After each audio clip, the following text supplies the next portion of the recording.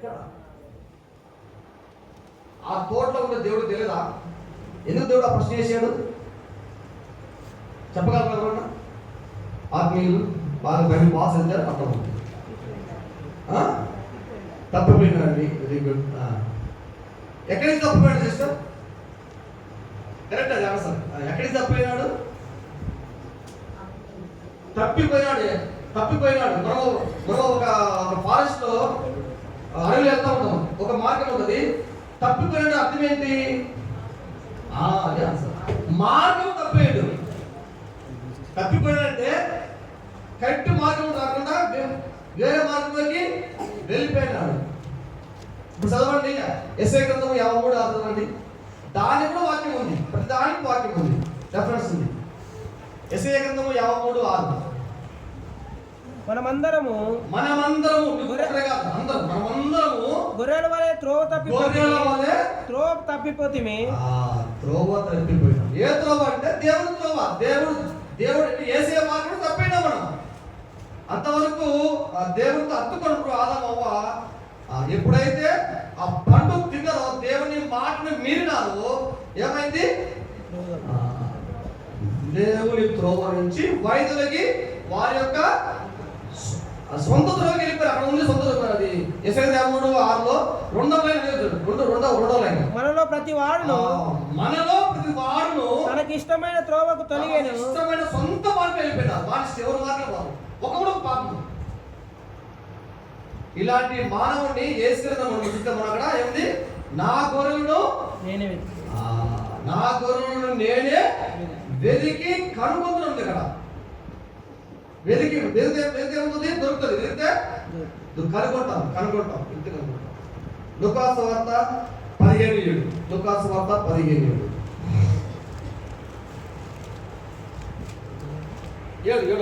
అటువలే మారు మనసు అక్కర్లేని 99 మంది నీతిమంతుల విషయమై కలుగు సంతోషము కంటే మారు మనసు పొందు ఒక్క పాపి విషయమై పరలోకమందు ఎక్కువ సంతోషము కలుగును. మన ముందు ఉంటది 100 గొర్రెలు ఉంటే 99 గొర్రెలు విడిచిపెట్టి తప్పిపోయిన గొర్రె కంటే నువ్వు నేను. తప్పిపోయిన గొర్రెలు నిన్ను నన్ను రక్షించడానికి ఈ లోకానికి దేవుడు మానవుడిగా కృపాసత్య సంపూర్ణుడిగా మొట్టమొదటిగా దేవుడు ఆదాము తప్పిపోయినప్పుడు ఆదామును వెంటనే వచ్చాడు, వెతికాడు. కానీ అక్కడ రక్షించడానికి వచ్చాడు దేవుడు. ఆడ ప్రభువా తప్పైంది, క్షమించు అని ఒక మాట ఇతరుల. ఆదాము 3 ప్రశ్నలు వేసాడు. 3 ప్రశ్నలు. ఆదాము చల్లం లేదు, రిపెంటెన్స్ లేదు, పచ్చిదప్పలే. ప్రభా తప్పైందా యాకం అయిపోయింది. సృష్టి ఇంకొక విధంగా ఉండేది. కానీ ఏం గారు నాదేం తప్పు లేదు, నువ్వు నాకు భార్య ఇచ్చినావు కదా, అవ్వ ఇస్తే నేను తిన్నా, నాదేం తప్పుందండి. ఆదాము అవ్వ మీద వేసాడు చాడీలు, అవ్వేమో నాదేం తప్పలేదు, ఆ పాము చెప్తే తిన్నా, నాదేం తప్పు. ఆ తప్పులు ఒప్పుకుంటే ఆనాడే సృష్టి దేవుడికి ఒకటి చేసేవాడు. కానీ బైబిల్ రాలేదు కానీ చేసుకుంటాము. రెండోదిగా సమరయ స్త్రీలో దేవుడు వెలిగాడు లేదా? చూడండి యోహాను సువార్త 4వ అధ్యాయము. యాకోబు దగ్గర సమరయ సుకారుడి గ్రామంలో, సమరయ పట్టణంలో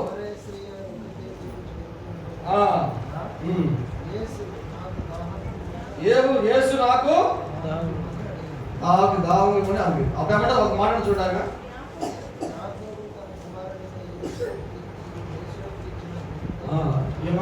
నీవు యూదుడవు, నేను సమరయ స్త్రీని, మీకు మాకు ఏమీ లేదు, లేదు.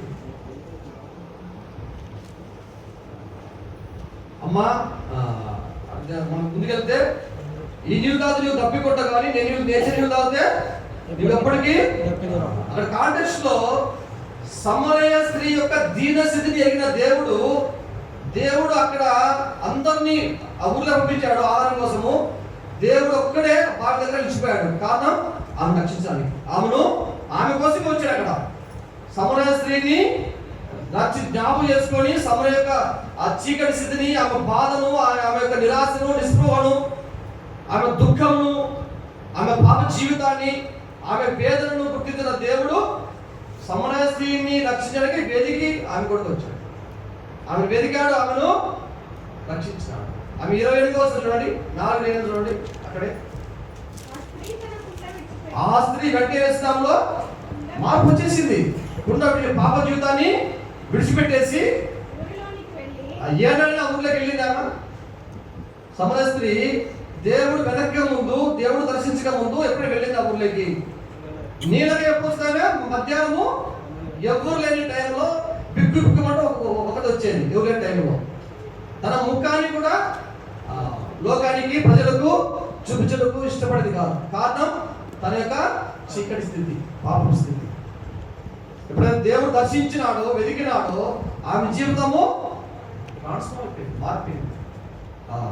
రండి దాని కింద ఉంటుంది, రండి నా యొక్క జీవితాన్ని పట్టపై వేసిన అయిన క్రీస్తు కాడ వచ్చి చూడండి. దేవుని ఆరాధించింది, దేవుణ్ణి ప్రకటించింది. ఆదాముని వెతికాడు, సమరయ స్త్రీని వెతికాడు, జక్కేను కూడా వెతికాడు. వెతికలేదు జక్కేను. చూడండి 5:19 లూకా 19. యేసు ఆ చోటికి వచ్చినప్పుడు కళ్ళెత్తి చూచి, జక్కయ్య త్వరగా దిగుము, నీ ఇంట. ఈ మాటలు బట్టి మనం ఏం చెప్పగలమంటే దేవుడు జక్కయ్యను రక్షించడానికి వచ్చాడు కదా. నేను నీ ఇంట. జక్కయ్యను రక్షించడానికే దేవుడు జక్కయ్యను రక్షించడానికి జక్కయ్యలో ఉన్న గొప్ప లక్షణం ఏంటి?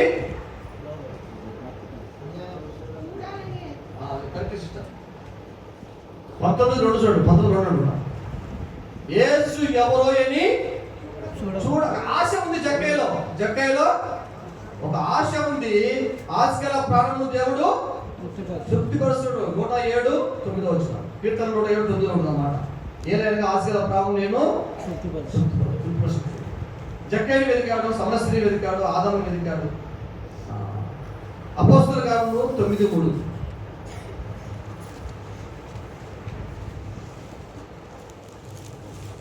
అపోస్తలుల కార్యములు 9:3.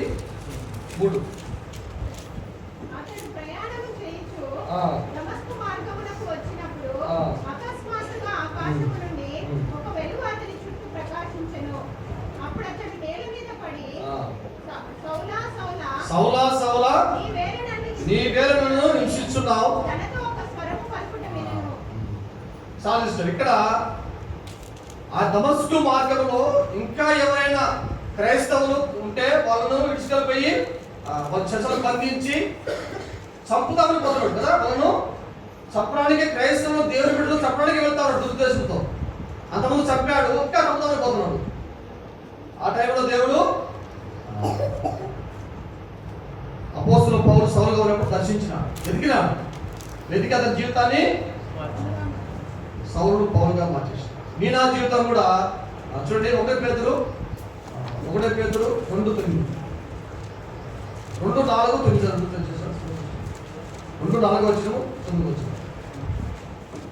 మనుషుల చేత విసర్జింపబడినను, నీవు నేను ఒకప్పుడు మనుషుల చేత విసర్జింపబడిన వారమే, దేవుని దృష్టికి ఏర్పరిచిన వారిని.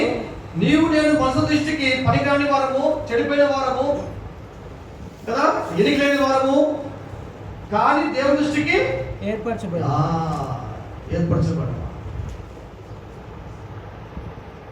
ఎప్పుడు ఏర్పరుచుకున్నాం దేవుడు అంటే జగత్తుకి పునాది వేయబడక మునిపే క్రీస్తులో నిర్ణయించుకొని ప్రేమించి ఏర్పరుచుకున్నాడు ఆయన. అందుకే చూడండి యోహాను సువార్త 15:10 చదవండి. యోహాను సువార్త 15:16. మొట్టమొదటిగా మీరు నన్ను, మనము దేవుని వెతకలా, దేవుడు మనల్ని వెతికాడు. ఎలాంటి పరిస్థితులు వెతికాడు? నశించిపోయిన వారము, పాడైపోయిన స్థితిలో, పనికిరాని స్థితిలో, కుళ్ళిపోయిన స్థితిలో. అంత మాత్రం ఎఫెసీ 2:1 ఉంటుంది, మీరు మీ పాపముల చేతను అపరాధముల చేతను చచ్చిన స్థితి. నా జీవితము బ్రతికి ఉన్న పేరు మాత్రం ఉంది కానీ నువ్వు మృతుడమే. అలాంటి స్థితిలో, కుళ్ళిపోయే స్థితిలో, చనిపోయిన వాడికి వచ్చి ఎక్కువ చెప్పిస్తే ఏమవుతుంది? కుళ్ళిపోతండి కదా, కుళ్ళిపోతుంది. అలాంటి స్థితి మంది. అలాంటి టైంలో వెతికాడు. మనం దేవుని వెతకాలి, దేవుడు మనం వెతికాడు. రెండవదిగా మనము దేవుణ్ణి ఏర్పరచుకోవాలా కదా. దేవుడే మనమును ఏర్పరచుకున్నాడు. ఎందుకోసం ఏర్పరచుకున్నాడు అంటే నీవు నేను ఫలించి ఆ ఫలంలో నిలిచి ఉండాలని మీరు ఏర్పరచుకున్నాం మనం కదా. దేవుడి కొరకు మనం ఫలించాలా, ఆయన కోసం మనం ఫలించాలని, ఆయన బిడ్డగా ఆయన కనపరచాలని. యెషయా 43:7 చదవండి. యెషయా 43:7 దేవుని మహిమ నిమిత్తము, నా మహిమ నిమిత్తము దేవుడు మనము ఎందుకు సృష్టించాడయా, ఎందుకు ఎన్నికాడయా, ఎందుకు ఏర్పరచుకున్నాడయా ఆయన మనకంటే ఆయన ఒకే ఒక ఉద్దేశము, గ్లోరిఫైడ్గా దేవుని మనము ఏం చేయాలా, మహిమపరచాలా, ప్రేమ చేయాలా, సృష్టించాలా. 1 యోహాను 4:10 1 యోహాను 4 ముగించును. 1 యోహాను 4:10 మనం దేవుని వెతకాలా, దేవుడు మనం వెతికాడు. రెండవదిగా మనం ప్రభుని ఏర్పరచుకోవాలా, ప్రభు మనమును దేవుడికి నిర్ణయించుకుని ఆయన కొరకు మనమును ఏర్పరచుకున్నాడు. ఆయన కొరకు మనం ఫలించాలని ఆ ఫలములో నిలిచి ఉండాలని ఏర్పరచుకున్నాడు. ఆయన మహిమపరచాలని మనము ఏర్పరచుకున్నాడు. మనము దేవుని ప్రేమించుదమని కాదు, మనము దేవుణ్ణి ప్రేమించుదమని కాదు కానీ తానే మనల్ని ప్రేమించి మన పాపాలను ప్రాయశ్చిత్తమై ఉండుటకు తన కుమారుని పంపెను. మనము దేవుడిని ప్రేమించామా? ఇందులో ప్రేమ దేవుడే మనం ప్రేమించాడు. దేవుడే మనల్ని ఎట్లా ప్రేమించాడంటే యోహాను సువార్త 3:16లో అది ప్రేమ ఏంటంట, ఎంతో ప్రేమ. ఎంతో ప్రేమ అంటే అది అనంతము. దానికి మనము వి కాంట్ మెజర్, దాన్ని మనము కొలవలేము. అద్దులు లేని ప్రేమ, సరహద్దులు లేని ప్రేమ, ఎంతగానో ప్రేమించాడు. అది చూడండి యోహాను సువార్త 13 చూడండి. ఎలాంటి ప్రేమతో మనం దేవుడు ప్రేమించాడు, ఎంతో ప్రేమతో ప్రేమించాడు. 13:1 తండ్రి యొద్దకు వెళ్ళవలసిన గడియ వచ్చెనని యేసు పస్కా పండుగకు ముందే ఎరిగిన వాడై లోకములోనున్న తన వారిని ప్రేమించి వారిని అంతం వరకు ప్రేమించెను. ఎందుకంటే ఒకరోజు ప్రేమించాలా. మనం వేస్తాం, ఒక వ్యక్తి మనకు అనుకూలంగా ఉంటే, మనం మంచుకుంటే అప్పుడు ప్రేమిస్తాం అంతే. తర్వాత ద్వేషిస్తాం. ఈ నోట్ మనం పోగొట్ట, ఈ నోట్ అనేది దూషిస్తాం, ఇది చేపిస్తాం కదా. దేవుడు అంటున్నాడు ఎంతవరకు అంట, అంతవరకు ప్రేమించాడు. ఎంతగానో ప్రేమించాడు, అంతవరకు ప్రేమించాడు. ఇంకా చూస్తే ఎఫెసీ 2:4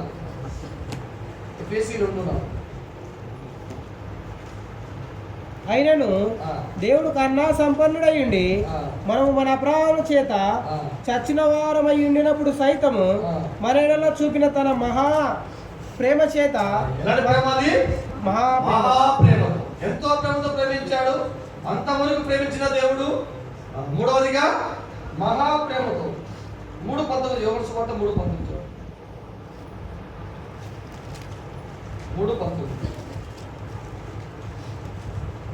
నా తీర్పు ఇదే, వెలుగు లోకములోనికి వచ్చెను గాని తమ క్రియలు చెడ్డవైనందున మనుషులు వెలుగును ప్రేమింపక చీకటినే ప్రేమించిరి.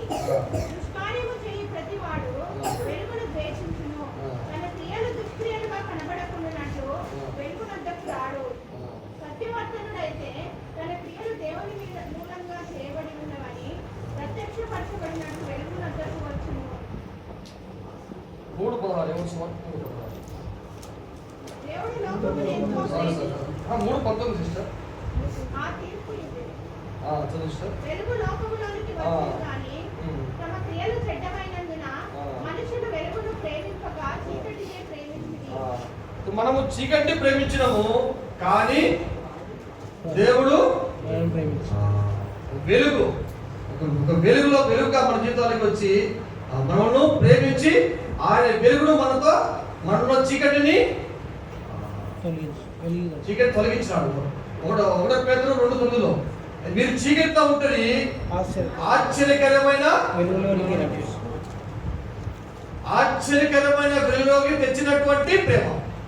చీకటిని పారద్రోలినటువంటి ప్రేమతో మనం ఆయన ప్రేమించిన వ్యక్తిగా ఉంటాడు. ఇర్మియా గ్రంథము 31:3 ఇర్మియా గ్రంథం 31:3లో శాశ్వతమైన ప్రేమతో మనం ఆయన శాశ్వతమైన ప్రేమ. చాలా శాశ్వతమైన ప్రేమతో నేను నిన్ను ప్రేమించుచున్నాను గనుక శాశ్వతమైన ప్రేమతో ప్రేమిస్తున్నాడు కనుక విడువక నీ ఎడల విడవక మన దేవసైనా ఆయన కృప చూపుతున్నాడు. శాశ్వతమైన ప్రేమ, ఎంతో ప్రేమను ప్రేమించాడు, ఇంకా అంతవరకు ప్రేమించాడు, మహాప్రేమతో ప్రేమించాడు. చీకటి నుంచి వెలుగులోకి, చీకటిని పారతో నుండి ప్రేమతో ప్రేమించాడు. శాశ్వతమైన ప్రేమతో ప్రేమించిన దేవుడు మనము నశించిన మనమును దేవుడు ఇలాంటి ప్రేమతో మనము ప్రేమించాడు. మనం దేవుడిని ప్రేమించలేదు కానీ దేవుడే మనమును ప్రేమించాడు.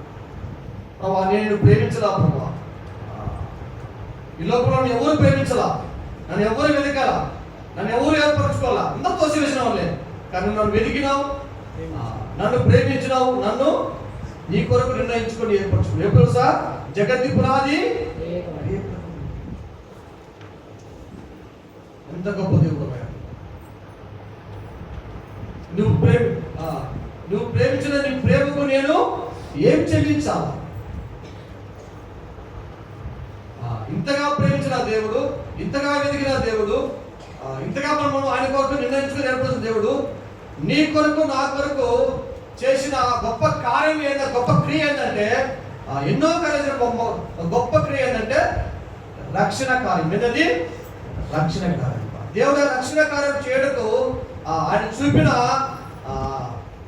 విధం చూడండి. కొలస్సీ చూసుకొని గురించుకున్నాం. కొలస్సీ 2వ అధ్యాయము 13 నుంచి 15. అందరూ కలిసి చదువుకుందాం. అందరూ కలిసి చదువు చూడండి. ఇది దేవుడు మన ఏదో జరిగించిన రక్షణ కార్యానికి ఆయన ఏ విధంగా మనకు రక్షణ కార్యం చేసిన చూడండి. కొలస్సియన్స్ 2వ అధ్యాయం 13 నుంచి 15 వరకు. మరియు అబ్రహామును శరీరమును సున్నతి పొందక ఉండవలెను. మీరు మృదుగా ఉండగా దేవుడు రాజరూపమైన మన మీద రూపముగాను విరోధముగా ఉండిన పత్రము లేఖతో చూపబడి దాని మీద చేసి మన అడ్డము లేకుండా దాన్ని ఎత్తివేసి మన అపరాధములను క్షమించి ఆయన కూడా మిమ్మల్ని క్షమింపజేసెను. ఆయన అధికారమును నిరాయుధులుగా చేసి శిలువ చేత జయోత్సవముతో వారిని పట్టి తెచ్చి మహాటంగా వేడుకకు కనపరిచాడు. దేవుడు ఆయన మనల్ని వెతికాడు, ఆయన మనల్ని ప్రేమించాడు, ఆయనే ప్రేమించాడు, ఆయనే వెతికాడు, ఆయనే మన ఆయన కొరకు ఏర్పరచుకున్నాడు. ఇంతగా ఏర్పరచుకొని ఇంత చేసింది ఎందుకంటే ఒకటి కారణము, పరలోక రాజ్యానికి మనల్ని వాసులుగా చేయాలి. అంత మాత్రమే కాదు, ఆ నరకము, ఆ 2వ మరణం నుంచి, ఆ నరక శిక్ష నుంచి, ఆ పాప శిక్ష నుంచి తప్పించడానికి మాత్రమే ఆయన మనల్ని వెతికాడు, ప్రేమించాడు, ఏర్పరచుకున్నాడు. ఏ విధంగా దేవుడు మనకు ఆ రక్షణ కార్యానికి ఆ రక్షణ క్రియ చేశాడంటే, నీ నా పాప దోషాలకు ఒక పాప రుణపత్రం మనకుంది, నీకు నాకు ఒక పాప రుణపత్రం ఉంది. ఆ పాప రుణపత్రాన్ని తీసివేయటకు మన మంచి క్రియలు కానీ, మన నీతి క్రియలు కానీ, మన భక్తి కానీ చాలదు. కీర్తన 49 చూడండి. కీర్తన 49:9. మన ప్రాణ విమోచన చాలా గొప్పది, వారి ప్రాణ విమోచన చాలా గొప్పది, అవి ఎన్నటికీ తీరకుండా దేవుడు ఇంతగా మనలో ప్రేమ చూపి, ఇంతగా మనల్ని వెతికి, ఆయనే మనం ఆయన కొరకు నిర్ణయించుకొని ఏర్పరచుకుని, ఈ లోకంలో అందరూ మనం త్రోసివేసింది, విసర్జించింది. ఎవరు ప్రేమించాలా, ఎవరు వెతకాలా, ఎవరు మనము మన కొరకు ఏర్పరచుకోలే, అందరూ చూపించిన వాళ్ళే. ఇలాంటి ఎన్నికలని మనమను ఉద్రేకించబడ్డ మనమను దేవుడు మనల్ని ఆయన కొరకు ఏర్పరచుకున్నాడు, ఆయన కొరకు ఆయన మనల్ని ప్రేమించాడు, ఆయన మనల్ని వెతికాడు, కనుగొన్నాడు. కనుకొని నేను పాప రుణపత్రము, మనకున్న రుణపత్రాన్ని ఏం చేశాడంటే ఆయన మీద వేసుకున్నాడు. మన రుణపత్రాన్ని ఆయన మీద వేసుకొని ఆయనే రుణపత్రంగా శిలువలో మేకులకు కట్టబడ్డాడు. శిలువలో రుణపత్రాన్ని మేకులకు ఆయన రుణపత్రంగా మేకులు కొట్టబడి, అంత మాత్రమే కాదు, చివరి పొట్టు వరకు కాచిన నిష్కలకమైన పరిశుద్ధమైన రక్తంలో ఏం చేశాడు, మన పాప దోషాలను కడిగేశాడు. కడిగేసి మనకు తండ్రికి తండ్రి అయిన దేవుడికి ఏముంది? మన పాపము ఒక అడ్డు తెరలాగా ఒక లేయర్లాగా ఏర్పడింది. చూడండి, యెషయా గ్రంథము 59 యెషయా గ్రంథం. దేవుడికి మనకు మన పాప దోషాలు అడ్డుగా ఉన్నాయంట. మీ పాపములో ఆయన ముఖమును మీకు మరుగు దాని ముందు లైన్ చదువుతాం సిస్టర్. దాని ముందు లైన్, మీ దోషములు దోషములు మీకును మీ దేవునికి ఏమొచ్చాట? అడ్డంగా వచ్చినాయి. మన పాపాలు తండ్రి దేవుడికి మనకి ఏమొస్తుంది? అడ్డంగా వచ్చినాయి. ఈ అడ్డమున్న పాప దోషాలను తీసుకెళ్లి ఎక్కడ వేసాడు? శిలువలో ఎత్తివేసాడు. ఎక్కడ పడేసాడు? మన ఎత్తు కామర్చుకున్న ఆ సముద్రపు అగాధం వేసి పడేసాడు. మీకా గ్రంథము 7వ అధ్యాయం 19. మీకా గ్రంథం 7:19 అన్నమాట. మరి ఎన్నటికీ మీ పాపాలను జ్ఞాపకం చేసుకోకుండా ఉండడానికి మరలా మన యందు జాలిపడును, అణచివేయును. మన పాపాలన్నింటినీ తీసుకెళ్లి సముద్రపు అగాధం పడేసాడు. అది దేవుని ప్రేమ. దేవుని ప్రేమ రుజువు ఏంటంటే చూడండి, రోమా 5:8 ఉంటుంది. అది ఎట్లనగా, మనం ఇంకను పాపులుగా ఉండగా మన కొరకు ఆయన తన ప్రాణం పెట్టాడు. నేను గొర్రెలకు మంచి కాపురని, మంచి కాపురు తన గొర్రెల కొరకు యోహాను సువార్త 10:11. మంచి కాపురు తన గొర్రెలకు ఏమొస్తాడు? ఎంతగా ప్రేమించడం అంటే తన ప్రాణం పెట్టినంతగా, తన శిలువలో బలిదానమైనంతగా అంతవరకు ప్రేమించాడు ఆయన కదా. ఇవన్నీ జ్ఞాపకం చేసుకోండి. ప్రభు, నశించిపోయిన నన్ను, కుళ్ళిపోయిన నన్ను, పాడైపోయిన పనికి వల్ల అందరూ విషయించిన నన్ను, ఎవరు నన్ను లెక్క చేయలేదు కానీ ఎన్నిక చేయలేదు కానీ అందరూ తోసివేసిన వారే. నా బంధువులు కావచ్చు, నా కుటుంబ సభ్యులు కావచ్చు, ఈ లోకం నన్ను తోసివేసింది పనికిరావని. కానీ నువ్వు నన్ను అప్పుడు తెలుసుకున్నావు, నన్ను వెతికినావు, కనుగొన్నావు, నన్ను ప్రేమించినావు, నన్ను నీ కొరకు ఏర్పరచుకొని ఆ పరలోక రాజ్యం నేను వారసుడిగా కావడానికి చనిపోయిన నన్ను, ఆత్మీయంగా చనిపోయిన నన్ను తిరిగి నువ్వు చనిపోయి సమాధి చేయబడి తిరిగి లేచావు, నన్ను కూడా జీవింపజేసినావు. పరమ కారణాల విందులోకి నన్ను కూడా ఆహ్వానిస్తున్నావు, వారసుగా చేసినావు. నన్ను వెతికినావు, నువ్వే ప్రేమించినావు, నువ్వే నన్ను ఏర్పరచుకున్నావు. నా కొరకు ఖైరంగా శిలువలో మేకులు కొట్టబడ్డావు. నా పాపంలో మొదలని చించేసినావు, పైనుంచి కిందికి చించి వేసినావు, అడ్డం లేకుండా చేసినాడు. మీ ద్వారా తండ్రి అయిన దేవుడితో మాకు సమాధానం కలిగించినావు. దేవుని ముఖము నీ ద్వారా చూసే భాగ్యం కలిగించినావు. ఇవన్నీ జ్ఞాపకం చేసుకుని మనము ఆత్మదేవుని ఆత్మసత్వంతో ఆరాధించుటకు ఆత్మదేవుడు మనకు సహాయం చేయగలడు.